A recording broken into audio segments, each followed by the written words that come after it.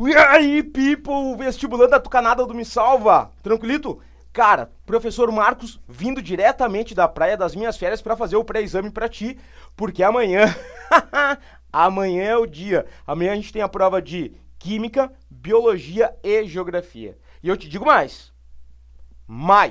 Cara, no meio de uma prova que tem Química, Biologia, né? A prova de geografia ela acaba sendo um carinho de mãe, um afago materno na hora de acordar, né? Ou um cafunézinho na cabeça do bebê. Ah, coisa fofa.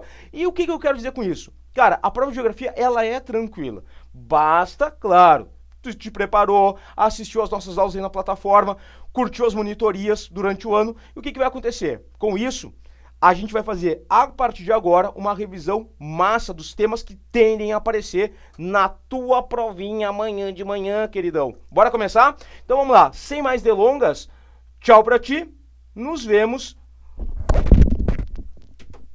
Ou melhor, tu vai ver apenas a minha mãozinha. Oi, tudo bem? Cara, cortei até a unha pra vir dar aula pra vocês aqui. Então fica sereno, tá? Mas qual é que é a ideia? Pré-exame de geografia aqui do Me Salva da URGS 2018, esse é o ano da tua aprovação, tá garantida, velho. Tu vai estar lá, ano que vem tá fazendo a tua matrícula, ano que vem não, né? Esse ano vai estar fazendo a tua matrícula, ainda em 2017, vai fazer a tua matrícula na URGS. Bom, a respeito da prova de geografia, que nem a gente falou antes, ela vem junto com química e biologia, tá? Mas na parte de geografia, tu vai ter, normalmente a última prova, são aquelas 25 questões tradicionais, né? 25 questões, e é uma prova que ela trabalha bastante a questão de conteúdos, certo? Só que assim, ó, o que acontece? Ela é uma prova conteudista, mas a prova da URGS de Geografia, ela vem abrindo espaço nos últimos anos para algumas questões de interpretação, principalmente de mapas, né? O último vestibular da URGS tinha lá mapas do Brasil, regiões, estados e tal, e trabalhando com o quê? Interpretação dos dados apresentados no mapa e em tabelas associadas, certo? Então, mas tem um conteúdo, tem aquela parte pegada, gostosa de conteúdo? Tem. Tem a parte de interpretação, de textos, imagens, mapas, quase, tem gente que vai ficar enlouquecida com o que eu vou dizer, mas quase que nem o Enem, tem também, né? Então é uma prova bem massa, eu gosto, eu acho legal, né? Tem os seus problemas, ok, né? Mas é uma prova tranquilinha. E aí o que vai acontecer? Tradicionalmente, certo? A prova da URGS começa trabalhando com a parte de cartografia. E aí eu coloquei no início aqui para nós, essa primeira parte, cartografia, certo? Ocasionalmente, a primeira questão pode ser uma outra coisa, de outro assunto, mas, digamos assim, o esqueleto da prova de geografia da URGS é a parte de cartografia. E aí eu quero lembrar com vocês o seguinte, a questão das projeções cartográficas, tá? Cara, quando a gente fala em projeções cartográficas, meu Deus, que palavra longa. Cartográficas. Saiu da tela? Não saiu da tela. Aí, beleza. Projeções cartográficas. A gente vai ter 3 tipos de projeções, certo? Que são as mais comuns. Na verdade tem mais, né? Mas os 3 tipos principais de projeções são a projeção cilíndrica, certo? Que é essa que vocês estão observando aí. O que tu vai fazer? Tu vai pegar, tu vai envolver o globo terrestre. Opa, bateu aqui, bati na câmera, é a guampa. Opa. Vai pegar o globo terrestre, eu peguei aqui o nosso globinho, certo? E tu vai envolver ele em um cilindro, que nem tá aqui na imagem. No momento que tu abre esse cilindro, o que tu vai encontrar? Um mapa que nem esse. Cara, como é que tu identifica uma projeção cilíndrica? Te liga, guri! Olha aqui, ó. Paralelos e meridianos formam ângulos retos. Então observa aqui, ó, tá? Paralelos e meridianos formando ângulos retos, ângulos de 90 graus. Todos eles, projeção cilíndrica, tá? O segundo tipo de projeção que a gente tem, dos principais, é a projeção cônica. Tá, a projeção cônica, tu consegue identificar ela a partir do mapa que se abre, que é como se fosse um leque, né? Tu tem aqui o conezinho que tu vai envolver em cima da terra, botou o chapeuzinho de palhaço aqui, o chapeuzinho de aniversário, feito. E quando tu abre esse cone, tu vai ter então esse leque aberto, certo? O que tu vai perceber? Ô meu, olha aqui, ó, olha os paralelos. Estão vendo? Ele está dando a volta. Claro, como o leque, ou como o cone que está aberto, ele não se completa, não dá a volta completa, mas está aqui eles. E os meridianos são concêntricos, eles saem todos no mesmo ponto. Aqui seria o polo norte, tranquilo? Beleza, então olha só, projeção cilíndrica, cônica, e lembra que tem uma terceira. Essa terceira, eu gosto muito dela, é a projeção plana ou azimutal. A bandeira da ONU, por exemplo, é uma projeção azimutal ou plana, né? Só que a bandeira da ONU é centrada no Polo Norte. O que tu faz? Tu pega um papel, um plano, né? E tu vai, olha aqui, ó, tocar ele em uma parte da Terra. Tu não vai envolver a Terra, que nem na cilíndrica ou na cônica. Tu vai simplesmente encostar em determinado ponto. A projeção azimutal, ela pode ser, te liga, de três tipos. Ainda bem que eu sou professor de geografia. Pode ser de 3 tipos, beleza? A projeção polar, quando a folha, o plano, toca o polo norte ou o polo sul. Ela pode ser uma projeção azimutal oblíqua, quando o ponto que está tocando a Terra é um ponto intermediário entre a latitude de 90 graus, que é o polo de 0 grau, que é a linha do Equador, ou ela pode ser uma projeção azimutal equatorial, certo? Equatorial. Onde o ponto que o plano está tocando a Terra, tô tremendo, meu Deus do céu, é no Equador, ok? Cara, então assim, ó, projeção cilíndrica, cônica e azimutal. Eu quero que tu dê uma olhadinha, tá? Nessa projeção aqui, ó. Olha que massa, tá vendo esse mapa? Tá? Olha só, deixa eu fazer uma sombrinha aqui, vai dar pra ver melhor. Aê! Olha aqui, ó, tu tem uma projeção, não é cilíndrica, porque paralelos e meridianos não estão formando ângulos de 90 graus. Ela não é cônica, lembra do formato da cônica, né? Parece um leque aberto, já não fechou, mas ela é uma projeção azimutal. No entanto, ela é uma projeção azimutal oblíqua, porque o ponto em que o plano tocou a Terra é o centro do Brasil, é em Brasília. Então, o que tu está percebendo? Olha só como essa parte onde o plano tocou a Terra não tem distorções. Quanto mais longe a Terra se encontra do plano, vou pegar aqui, ó. Olha só, nosso plano, peguei aqui, Brasil, beleza, nosso plano, certo? Tá aqui, ó, O que vai acontecer? As partes mais distantes do plano, então, por exemplo, aqui, ó, a Austrália, como é que ela vai ser projetada? Ela vai ser projetada aqui distante, ó. Então, essa ideia é que tu vai ter grandes distorções. Bom, quanto mais longe do ponto de encontro, do ponto de toque, né, em que a Terra está encontrando o cilindro, o cone ou o plano, maiores as distorções.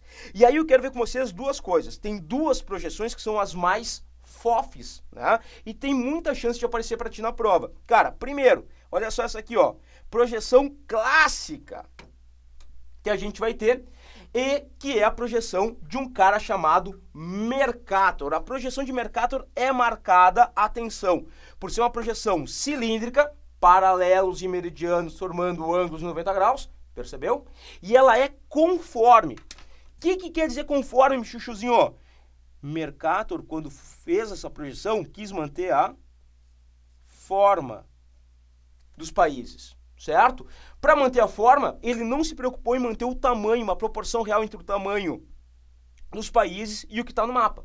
E o que vai acontecer? Ficou, cara, tudo meio bagunçadão. Aí se tu reparar, como é que tu identifica a projeção de Mercator criada lá no século XVI? Olha a Groenlândia e olha a América do Sul, ou o Brasil. Cara, a Groenlândia está muito maior do que a América do Sul ou o Brasil. Isso indica que é uma projeção de Mercator. Quando Mercator criou essa projeção, século XVI, cara, Europa era o centro do mundo. O que ele fez? A Europa no centro, na parte superior do teu mapa, e, por ser uma projeção conforme, a Europa apresenta um tamanho maior do que ela realmente tem, certo? Cara, a Europa é muito menor que o continente africano. Olha a distância do norte da Europa ao sul, do norte e sul da Europa, e olha a distância que tu tem na África, certo? Cara, isso aí tá errado, rapaz! Agora, esta outra projeção vem para bater na cara do Mercator. Essa projeção é de um cara chamado Arno Peters. Peters, um alemão que criou uma projeção, né? Vou colocar aqui, ó, projeção de Peters, certo? Ela também é cilíndrica, tu vai reparar que os paralelos e meridianos continuam formando ângulos em 90 graus, porém, ela vai ser equivalente. O que é uma projeção equivalente? O que Peters quis manter? A área, o tamanho. A área, o tamanho é proporcional à realidade. Então, tu percebe que a Groenlândia já está bem menor, por exemplo, que a América do Sul. Mas para manter a área, a forma dos continentes vai ser alterada. Tu olha para esse mapa, o que ele te parece? Tá errado, né? Tem alguma coisa que não fechou. A África tá meio esticada. Olha a América, a Groenlândia achatada. Por quê? Peters não se preocupou com a forma, se preocupou com o tamanho, com a proporção real entre o tamanho dos países e o que está no mapa, certo?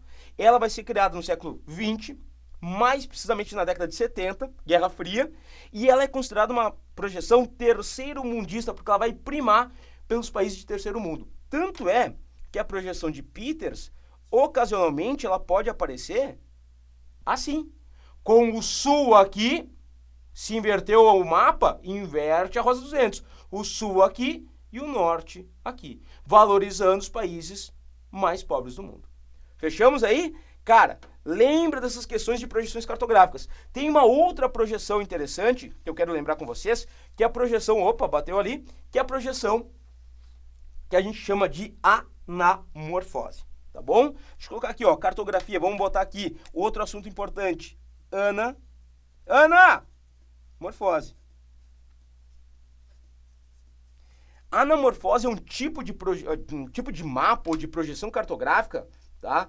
Em que o tipo de representação onde os locais são mostrados com tamanhos proporcionais ao fenômeno trabalhado. Olha só para isso aqui, ó. Esses aqui são alguns países do mundo, tá? No estilo de anamorfose. O que tu tá percebendo?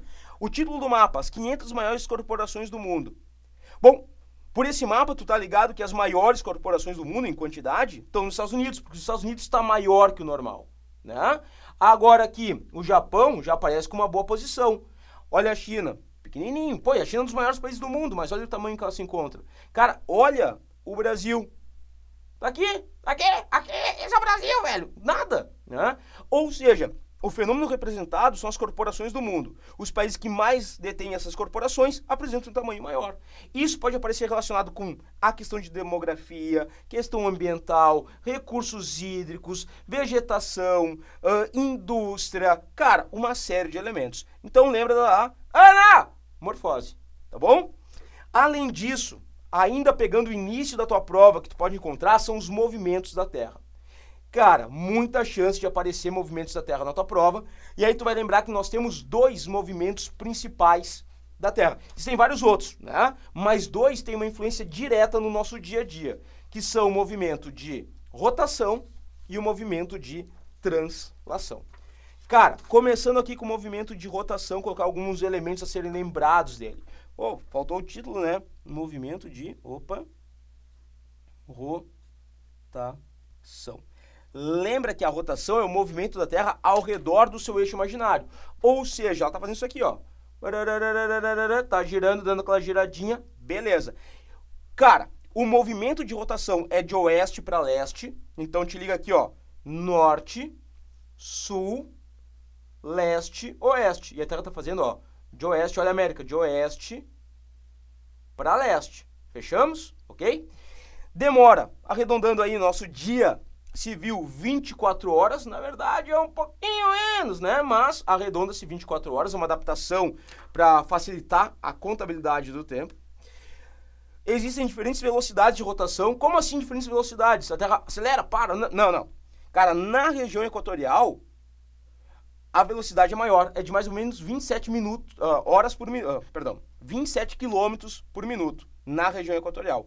Já nas regiões polares, a velocidade é 0. Então, cara, para dar uma volta completa, tu concorda, por essa distância ser maior, tu tem que ter uma velocidade maior aqui na região equatorial. Já nas regiões polares, a velocidade é menor, ela é 0, beleza?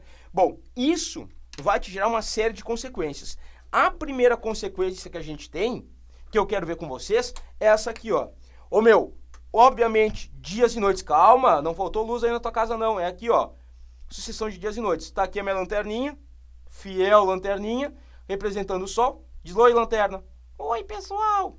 E temos aqui a Terra. O que tu está percebendo? Tu tem um lado iluminado pelo Sol, e, portanto, aqui é dia, e esse lado aqui que está o meu dedo batendo, a América, aparecendo ali, é noite. Como a Terra está rotando, cara, de oeste para leste, o que tu está percebendo? Né? Sucessão de dias e noites. Óbvio, tu já reparou isso no teu dia a dia? Cara, se tu não reparou, pelo amor de Deus, em que mundo tu vive? Acorda pra vida, vagabundo! Outra consequência do movimento de rotação é a circulação, uma influência na circulação atmosférica e oceânica. Então, essa circulação de oeste para leste vai interferir no movimento de grandes massas de ar e grandes correntes marítimas. A gente vai falar um pouquinho disso aí depois quando a gente trabalhar com furacões. Calma aí, calma aí, calma aí. Calma nesse teu coração. Além disso, existe um outro movimento importante da Terra, que é o movimento de translação, tá? Movimento de translação. Ô meu velho, perdão! E o movimento de translação, ele vai ter alguns elementos aqui que são importantes. Olha só, a primeira coisa que eu quero lembrar com vocês. Lembra da questão do afélio e do periélio. Cara, o que é afélio e periélio? A órbita da Terra ao redor do Sol não é um círculo perfeito, né? Ela tem uma forma de elipse. E o Sol ocupa um dos centros, um dos focos dessa elipse. Portanto, ora a Terra está mais próxima do Sol, ora a Terra está mais afastada do Sol. Aí está a questão. Afélio é quando a Terra está mais afastada. Periélio é quando a Terra está mais próxima do Sol. Sacou? Lembra daquela musiquinha da Xuxa? A de afélio, P de periélio. É isso, velho. Afélio afastado, periélio próximo. Além disso, o movimento de translação também, tal qual o de rotação, é de oeste para leste. A duração arredondada, né, 365 dias, é o tempo que a Terra leva para dar uma volta completa na sua órbita. Na verdade, é um pouquinho mais, né, tem quase umas 6 horas a mais por ano, o que de 4 em 4 anos vai resultar no ano bissexto. Aí começamos a entrar num terreno arenoso, né? Importante. Cara, temos como consequências do movimento de translação a questão dos solstícios e equinócios. Muita atenção para solstícios e equinócios. Solstícios são aqueles momentos, atenção para cá, para o globinho, ó. Solstício é o momento em que o Sol vai bater perpendicularmente, ou seja, formando um ângulo de 90 graus, ou no Trópico de Câncer, no hemisfério norte, ou no Trópico de Capricórnio, no hemisfério sul. Certo? Isso vai marcar o início do verão e do inverno. Verão no hemisfério, inverno no outro. Os equinócios, lembra? Quando o Sol bate perpendicularmente na linha do Equador. E aí tu vai ter os dois hemisférios igualmente iluminados. Velho, eu quero te lembrar uma coisa. Se tu, talvez aqui, se tu fez as nossas monitorias durante o ano e tal, tu vai ver que a gente trabalhou algumas questões, né, sobre isso. Porque é importante. Solstícios e equinócios. Solstícios marcam o início do verão e inverno. Equinócios, primavera e outono. E lembra, lógico, né, uma outra consequência importante são as estações do ano. Mas aqui, olha só, a URGS, quando trabalha a questão das estações do ano, ela tem um cacoete, tá, de fazer um famoso pega-ratation, ou, né, para quem não sabe inglês, pega-ratão. Geralmente, quando ela trabalha com estações do ano, ela diz o seguinte: as estações do ano são uma consequência da translação. Sim, são. Mas, na verdade, é a translação, vou abreviar, é a translação mais a inclinação do eixo terrestre. Cara, para explicar o movimento, as estações do ano, tu tem que ter, perdão, dois elementos importantes. Dois elementos. É a translação mais a inclinação do eixo terrestre. Ele está aqui, ó. Certo? Beleza? A órbita, ou o eixo da Terra, não é perpendicular à órbita. Ele é levemente inclinado. E é essa inclinação mais a translação que vão levar às estações do ano. Fechamos? Ok? Então tá. Como diria o ceguinho, segue o braille. E vamos para a climatologia. Cara, tende a aparecer climatologia na tua prova, é um conteúdo bem variado, tem muita coisa de climatologia para ser cobrado, e eu coloquei aqui alguns elementos que eu acho os mais interessantes para tu lembrar para a tua prova. Como, por exemplo, há uma diferença aí entre elementos climáticos e fatores climáticos. Elementos climáticos são 3. Quais são eles? A temperatura, a pressão, ATM, tudo muito abreviado, né? E também a umidade. Tô brincando, é a umidade, abençoado. Temperatura, a pressão atmosférica e a umidade. São os 3 elementos climáticos. E eles são modificados, então, pelos fatores climáticos, que podem ser quais? Cara, uma renca. Altitude, lembra o que é altitude? Altitude. Entenderam a piadinha? Latitude, altitude. Espero que sim. Sei lá, cara, o que mais? Maritimidade e continentalidade, a proximidade ou a distância dos grandes oceanos, das massas de água, massas de ar. É uma renca de coisas. Massas de ar, vegetação. Cara, são vários elementos que vão acabar interferindo, então, nos elementos climáticos. Cada um desses fatores tem uma certa influência nos elementos climáticos. Por exemplo, a altitude. Quanto maior a altitude, menor a temperatura. Na questão da maritimidade e continentalidade, quanto mais próximo do mar, portanto maior a maritimidade, menor é a tua amplitude térmica, a temperatura é mais estável. E por aí vai, tá? Além disso, por conta dessas questões, lembra aqui, ó, a parte de brisas. Temos 2 brisas que são comuns nas áreas litorâneas, a marítima e a terrestre. São essas brisas... Tá na brisa, né, meu? Ai, que beleza, meu. Good vibration pra vocês. Tô na brisa, mora. Cara, essas brisas têm forte influência na questão da energia eólica nas regiões costeiras do Brasil. A brisa marítima é aquela brisa que vai ser do mar para a terra, acontece durante o dia, ventinho fresco que vem do mar para a terra, e a brisa terrestre é o contrário, terral, né? É da terra, do continente, para o mar, certo? Lembra, cara, se tu fez a prova do Enem, tu vai lembrar que tinha uma questão sobre isso, né? E essas brisas são determinadas pela mudança de pressão atmosférica entre a área oceânica e a área continental. Além disso, tipos de chuva. 3 tipos de chuva, a molhada, muito molhada e a seca. Não! A orográfica, presença de uma montanha, de um morro, gerando as chuvas. Chuvas frontais, resultado do choque de 2 massas de ar, uma fria e uma quente. E a chuva convectiva, ou conhecida em algumas partes do Brasil, principalmente no sul, como chuva de verão. Chuva convectiva, típica de momentos muito quentes, de climas muito quentes, tá? Lembra de relacionar elas aos locais do Brasil, os tipos climáticos brasileiros. Outro elemento aqui, ó. Aqui eu quero prestar atenção com você. Ciclones. Cara, ciclones tropicais, também chamados de furacões. Lembra do Irma? Lembra do Harvey? Destruindo ou assustando boa parte da população da América Central e América do Norte? Cara, pois é. Muita atenção aí, tá? Lembrando que os furacões tendem a aparecer nas regiões equatoriais dos oceanos, no Atlântico, no Pacífico, no Índico.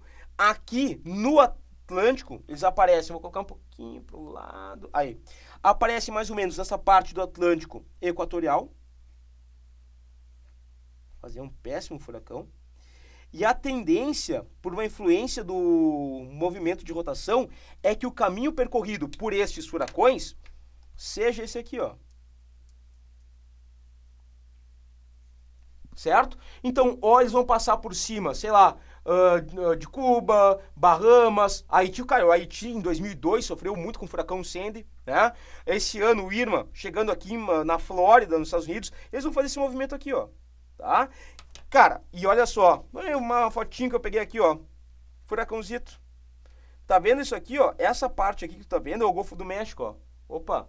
Aqui a península, a península da Flórida, né? Península da Flórida, tá aqui, ó. E aqui é um furacão fazendo esse movimento. Saiu daqui, deixa pro lado, ó. Saiu daqui, do Atlântico Equatorial, costeando. Só que no caso desse furacão, ele tá vindo por aqui, ó. Pegando o Golfo do México, sacou? Cara, lembra, teve esse ano, foram muito discutidos esses furacões. Atenção. E os ciclones extratropicais. Os extratropicais são basicamente o resultado de uma chuva frontal mais intensa. Em latitudes mais elevadas, ali em torno de 60, 40 graus, uma massa de ar muito frio se choca com uma massa de ar muito quente e tu vai ter, como consequência, tempestades frontais extremamente intensas, que a gente pode chamar de ciclones extratropicais. Tá bom? E por fim, nessa parte aqui, eu quero lembrar com vocês com o famigerado Acordo de Paris. Ou seja, aquele acordo que vinha para substituir o protocolo de Kyoto na tentativa de atenuar ou reduzir as emissões de gases de efeito estufa para mitigar o aquecimento global, amenizar o aquecimento global. O Acordo de Paris ele foi assinado em dezembro de 2015, né, por 198 países, e aí de repente o que acontece? Em 2017, os Estados Unidos saem, fora do Acordo de Paris. Isso é importante porque os Estados Unidos são os principais emissores de gases de efeito estufa.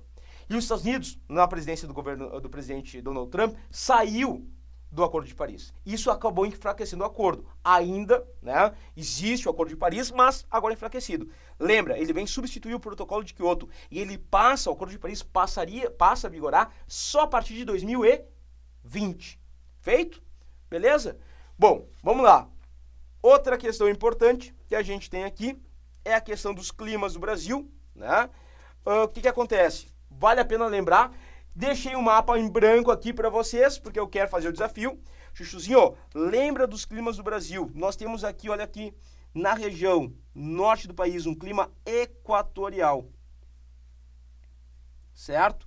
Clima equatorial, aquele clima chuvoso, quente o ano inteiro, é o clima que tu vai ter na parte norte do Brasil. Fechou? Amados, essa região aqui do clima equatorial tem tem como forte característica a questão da alta temperatura, baixa amplitude térmica e, olha só, chuvas convectivas. Depois a gente vai ter, nessa região central do Brasil, um clima tropical. Clima tropical bem marcado por duas estações, um verão chuvoso e um inverno seco. Tá? É isso que vai pegar a região de vegetação de cerrado da região central do Brasil. Ao sul do país, vou colocar aqui uma flechinha, porque não vai caber ali dentro, temos o subão, o subtropical. Tá? O clima subtropical é aquele clima marcado que nós vivemos aqui em Porto Alegre, 4 estações bem definidas, um verão quente, que nem tá infernal esse, um inverno frio, ocasionalmente com geada, neve em alguns casos, nos pontos de maior altitude, né? E um outono e uma primavera intermediários, intermediários, é o capítulo, tá? Cara, clima subtropical. Aqui no clima subtropical, marcado pelo quê? Chuvas frontais, chuvas bem distribuídas ao longo do ano, certo? Já vimos 3 climas aqui, o equatorial, mais ao norte, o tropical na região central e o subtropical no sul. Agora, temos outros. Temos aqui, ó, um clássico na região nordeste, interior do nordeste, o clima semi-árido. Cara, esse aqui tende a aparecer muito, porque assim, é aquele clima que tem uma média pluviométrica muito baixa, em torno de 600 milímetros, riscos de desertificação, né? Tu vai ter a vegetação de caatinga adaptada, o solo raso, pedregoso, tá? E na região mais costeira, aqui, esse climinha que vocês têm aqui, ó, nós temos o clima tropical litorâneo. Ele é diferente do clima tropical central ou tropical típico, porque o clima tropical litorâneo não tem uma estação seca, chove durante todo o ano. No clima tropical litorâneo, aqui no litoral do Brasil, as chuvas típicas são aquelas chuvas orográficas. Vem o ar úmido do oceano, brisa marítima, se tu lembra do que a gente falou há pouco, e encontra um relevo de planaltos e serras nessa região costeira, e aí tu vai ter chuvas orográficas acontecendo em grande quantidade, tá? Além disso, cara, olha só, tapar esses climogramas aqui por enquanto. Lembra da influência das massas de ar nos climas do Brasil. A massa polar, muito atuante na região sul do Brasil. A massa tropical atlântica, quando essas duas aqui se juntam, ó, o que vai dar? Chuvas frontais, muito marcantes na região sul do Brasil. Massas equatoriais na parte norte, onde as massas equatoriais passam, elas vão levar calor e chuva convectiva, tá bom? Para finalizar essa parte de climatologia, para URGS, lembra aqui, ó, a questão dos climogramas. A análise de um climograma, ela é fundamental na URGS. Primeira coisa, as linhas vermelhas indicam a temperatura de um lugar. Ou seja, essa temperatura desse climograma varia bem ao longo do ano. Tem um verão quente, né? Olha o mês de janeiro, fevereiro, novembro, dezembro, os verões são quentes. E o inverno, junho, julho, agosto, são frios. Clima subtropical. Grande variação da temperatura, grande amplitude térmica. Já as barrinhas em azul indicam o quê? A pluviosidade. O quanto chove. Tu percebe que as chuvas são bem distribuídas ao longo do ano. Não tem uma estação seca. Pode ter um mês que chove um pouco menos, outro um pouco mais, mas não tem uma estação seca, que nem, por exemplo, o clima semiárido ou o clima tropical, cujo inverno é seco. Sacou? A análise dos climogramas, lembra? Opa! Errou! A análise dos climogramas é fundamental para a URGS. Bom, vamos lá? Nós temos aí mais um pouquinho de tempo.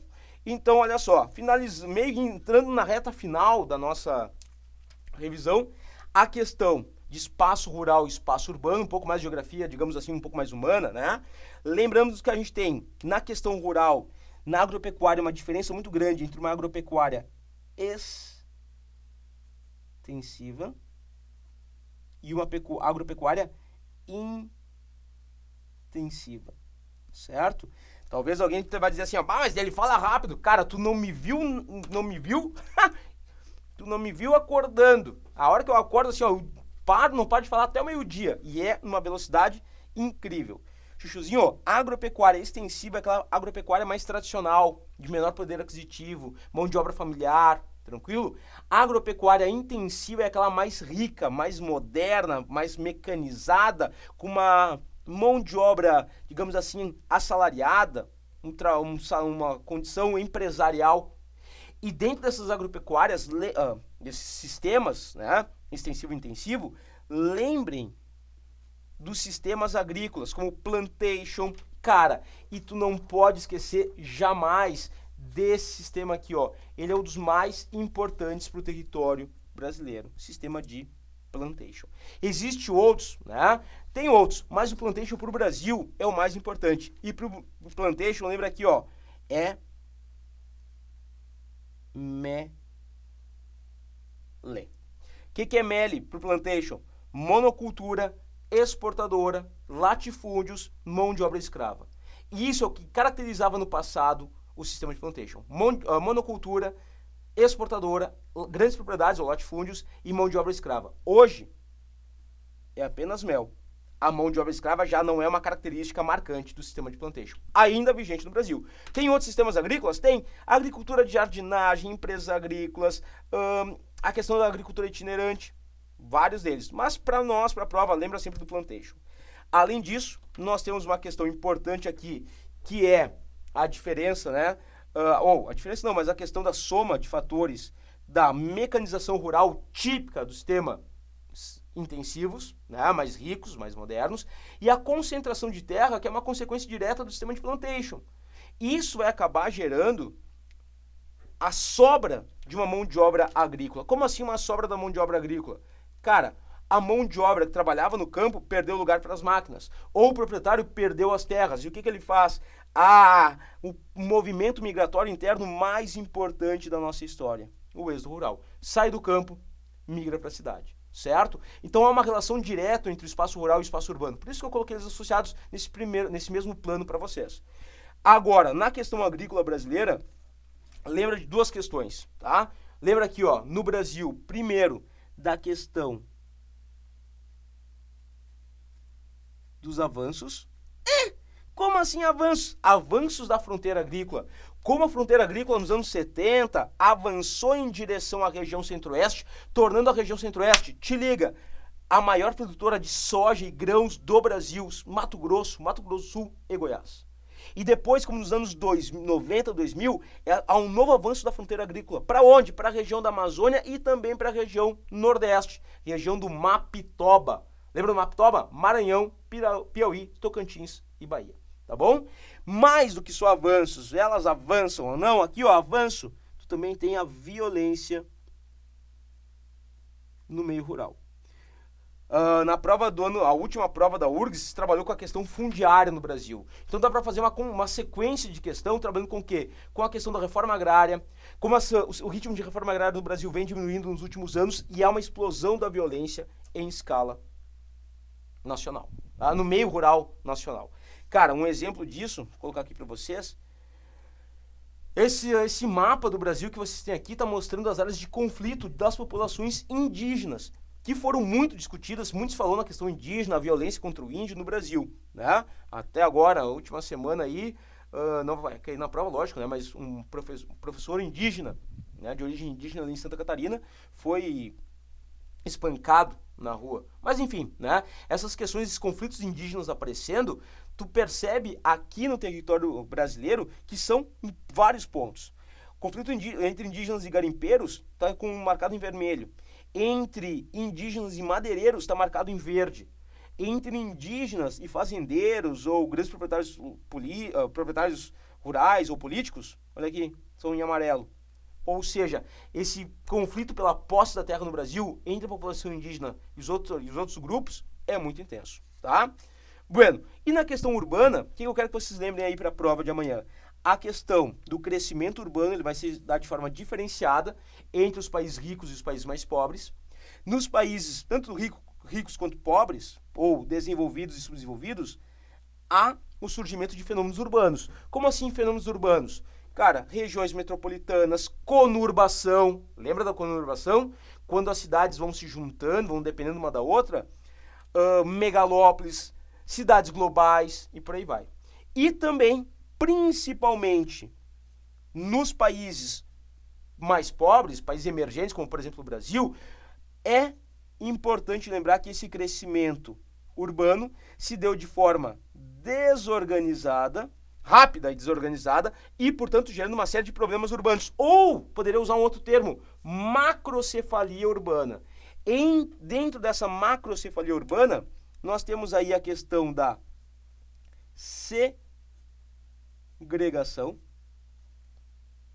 segregação socioespacial. Quem tem grana mora numa parte da cidade, quem não tem mora na outra. E associado à segregação, um tema que vem caindo de maduro, que não apareceu na URGS propriamente dito, assim, falando de gentrificação, mas é gentrificação. Né? Várias universidades do país já trabalharam com gentrificação, o Enem trabalhou gentrificação, a URGS ainda está reticente em relação a isso. Então, 2018 pode ser o ano de se trabalhar com gentrificação na Federal do Rio Grande do Sul. Tá? Finalizando, semi-finalizando a nossa aula, Rio Grande do Sul, tchê, mas que tal, bagual? Para lembrar sobre o estado, questão climática, tá? Lembramos aqui, é um clima subtropical que impera no Rio Grande do Sul, certo? Esse clima subtropical, marcado pelas 4 estações que nós falamos antes, verão quente, inverno frio, outono e primavera intermediários, a pluviosidade é alta, chove bem o ano inteiro, e a amplitude térmica, ou seja, a variação da temperatura ao longo do ano, também é alta, ok? Cara, forte influência das massas polares e massa polar, tá? E a massa tropical atlântica. Essas massas, quando elas se chocam, elas vão gerar chuvas frontais, certo? Essas chuvas frontais acontecem em praticamente todo o estado e são tipo principal. Então quer dizer que no verão não tem ação da massa polar, quer dizer que não tem chuva. Tem chuva convectiva ou chuva de verão, mas as chuvas que vão caracterizar o clima subtropical no Rio Grande do Sul são chuvas frontais, resultante do choque de uma massa de ar frio, MPA, massa polar, e uma massa de ar quente, a massa tropical. Fechou? Cara, e aí eu coloquei o seguinte, um círculo marcando a região da Cuesta de Aedo, que é esse relevo da parte oeste do estado. Temos o Planalto Arenito-Basáltico a norte, Planalto Sul-Rio-Grandense aqui, a Depressão Central na região central, né, rica em carvão mineral, e na parte oeste do estado a gente tem uma área chamada de Cuesta de Aedo. Por que eu deixei marcada essa Cuesta de Aedo? Cara, porque é aqui que nós temos um processo de arenização. Certo? Lá no Nordeste, clima semiárido, nós temos riscos de desertificação. Na parte oeste do Rio Grande do Sul, temos um risco de um problema ambiental que é a arenização. É um fenômeno natural, intensificado pela ação humana, né, pela principal atividade econômica na região, que é a pecuária. tá? Para fechar aqui essa parte de Rio Grande do Sul, vale a pena lembrar também a questão do setor industrial, as principais áreas industriais do estado. Porto Alegre, né? Região metropolitana de Porto Alegre, e em menor escala, região metropolitana da Serra Gaúcha, lá Caxias e arredores, e há uma expansão dessas áreas industriais para o interior do estado, no sentido da região metropolitana de Porto Alegre, para o oeste, e também em direção ao norte do estado, pegando cidades como Passo Fundo e Erechim, por exemplo, tá? E não deixamos aí de fora a questão de colonização europeia, que várias vezes aparece na prova, né? Colonização europeia no século XIX, vamos colocar aqui, ó, século. Olha, ainda bem que ninguém viu. No século XIX, meu Deus! No século XIX, eu vou fazer um coração aqui em verde para disfarçar. É burro! Olha só, no século XIX, colonização no Rio Grande do Sul por europeus, principalmente alemães, que vão pegar a região metropolitana de Porto Alegre, né, São Leopoldo, Novo Hamburgo, vindo para o interior aqui, Santa Cruz do Sul, Lajeado, Estrela, e... que vergonha! Ah, meu Deus! E os italianos que eu vou colocar em verde, aonde? É na Serra! É lá na região de Caxias, lá. O pessoal da Serra é muita gente boa. Mas é um pessoal lá, plantador de uva, tomador de vinho da Serra, né? Os alemães na região central, região metropolitana e centro. E os italianos vão para a região norte do estado, tá? Nordeste do estado. Bom localizar, né?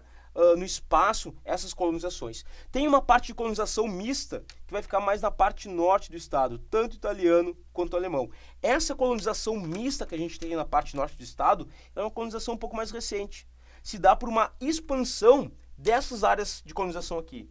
Os descendentes desses imigrantes começam a buscar novas áreas de cultivo e avançam em direção ao norte do estado. Tá bom? Fechando nossa revisão, sim, tô fechando, prometo, querido, é a última. O pessoal aqui do Me Salva vai me matar pela demora, mas enfim, paciência. Que é a parte de geopolítica e atualidades, certo? Esses elementos aqui, tu pode encontrar na prova de geografia, ou tu vai encontrar no último dia, nas últimas questões da prova de história. Ah, eu tô metendo o bedelho no pré-exame do professor de história? Tô. Se não gostou, me desculpe agora, tô pedindo honestamente. Mas, cara, geopolítica e atualidades aparece tanto em geografia, mas nas últimas questões de história também. E aí, o que eu saliento? Dessas questões de atualidades, cara, 4 pontos que eu acho interessantes para a URGS. Questão do governo Trump, né? Fundamental. Vou pegar uma caneta diferente aqui, deixa eu pegar um roxo. Olha só, a questão do governo Trump, ok, check. A questão energética, como ele começou a favorecer a produção e o uso de combustíveis fósseis nos Estados Unidos em detrimento de energias renováveis, que era uma característica do governo Obama, o anterior, né? Até mesmo favorecendo a extração de xisto, incentivando a extração de carvão mineral nos Estados Unidos. A questão de meio ambiente, né? Um descompromisso com essa questão ambiental. Lembro aqui a questão do Acordo de Paris na questão ambiental. Né? E na parte econômica, o American First, fazer a América grande novamente, né? Gerar emprego. Então toda aquela questão de, por exemplo, não favorecer a saída de empresas norte-americanas do país, tirando os Estados Unidos de um acordo econômico famoso, que era o Tratado Transpacífico, tirou os Estados Unidos. Lembrem desses elementos aqui. Tem aulas na plataforma sobre isso, né? Então se der um tempinho, dá uma olhadinha. A questão da Coreia do Norte, cheque, mas cuidado, né, porque o cara é brabo, certo? Discurso de ano novo do Kim Jong-un ali, né? Feliz ano novo, mas lembre-se que eu tenho um botão nuclear na minha mesa. Pô, o cara é louco. E aí vem quem? Vem o Trump dizer o seguinte, eu também tenho um botão nuclear na minha mesa, mas o meu é maior. Cara, vocês estão falando de botão de arma nuclear ou do pinto dos dois? O que é isso, meu? Mas vamos lá. Enfim, o Kim Jong-un, né, atual presidente da Coreia do Norte, cara, traz de família a questão das ameaças, né? Armas de mísseis de longo alcance com possibilidade de atingir a Coreia do Sul, o Japão e até mesmo os Estados Unidos, o que vai dar um ai, papai, para os Estados Unidos, fica meio de alerta. E aí essa troca de ameaças, testes de armas nucleares, inclusive da bomba H pelo Kim Jong-un, né? E na questão da Guerra das Coreias, lembrem aí que ela foi de 50 a 53. É quando há a divisão da Guerra das Coreias. E importante, gurizadinha, lembra que em 53 tu vai ter o armistício, ou seja, é um cessar-fogo entre a Coreia do Norte e a Coreia do Sul. Não acordo de paz, é um armistício, eles baixam as armas, certo? Outro cheque aqui nós temos na crise na Venezuela. Aqui eu coloquei Hugo Chávez, mas não é mais o presidente. Ele sai da presidência em 2013, ele dá uma morridinha, né? E por conta disso ele não tem mais como se manter. Já tinha uma Venezuela em crise e assume o Nicolás Maduro. Maduro não consegue, né, manter esse ritmo e aí a mesma estrutura política do Hugo Chávez e a Venezuela então mergulha numa crise ainda maior. Essa crise é uma crise de abastecimento, né? A maior parte dos produtos que eram comercializados na Venezuela eram importados, comprados com dinheiro da venda de petróleo. A Venezuela é o país que tem as maiores reservas de petróleo do mundo. Então o dinheiro da venda de petróleo era revertido em compra de produtos para abastecer a população. Com a queda do preço do petróleo no mercado internacional, lembra, não tem mais dinheiro entrando na Venezuela, ou diminui o dinheiro que entra na Venezuela, e não tem mais dinheiro para comprar as mercadorias que abasteciam a população. Crise de abastecimento. Com isso, emigração em grande quantidade da Venezuela, em especial para o Brasil.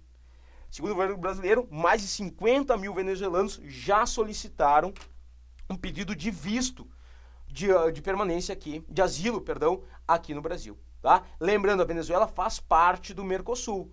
Temos aí Brasil, Argentina, Uruguai, Paraguai e Venezuela, que está temporariamente suspensa, queridão. Tá bom?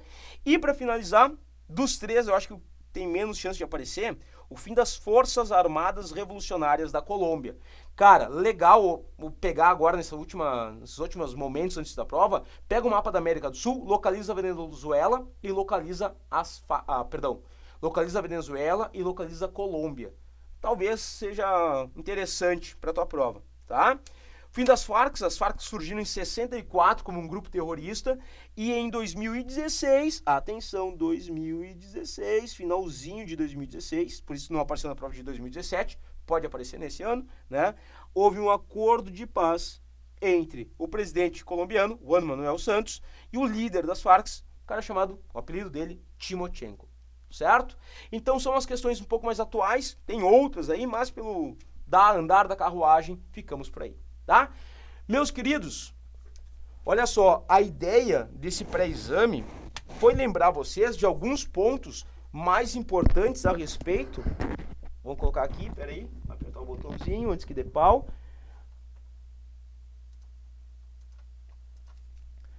Alguns elementos mais importantes para lembrarem para a prova de amanhã, tá? Eu desejo a todos uma excelente prova, dorme bem hoje, né? Vai tranquilo, não come aquela feijoada de janta, não te agarra num X, ou naquela pizza de bacon com berinjela, cara, vai sopinha, né? Sei lá, um fricassê, mas fricassê não, nem sei o que é fricassê. Cara, assim, come um troço leve, dorme cedo, não enche a cara, não vai festear, não vai pra balada, vai dormir cedo, uma comidinha leve, amanhã tu vai chegar relaxado, né? Vai lembrar da minha voz assim, ó. Lembra da questão de geopolítica, da questão de atualidade, os climas subtropical. E a minha vozinha vai entrar na tua cabeça. Vai por mim, tá? Meus amados, uma excelente prova. Depois da prova, escreve, me encontra na rua, ou escreve pro Me Salva, ou sei lá, por rede social, que eu quero saber como é que tu foi. Feito. Foi um prazer. Beijo pra vocês e uma excelente prova pra todos.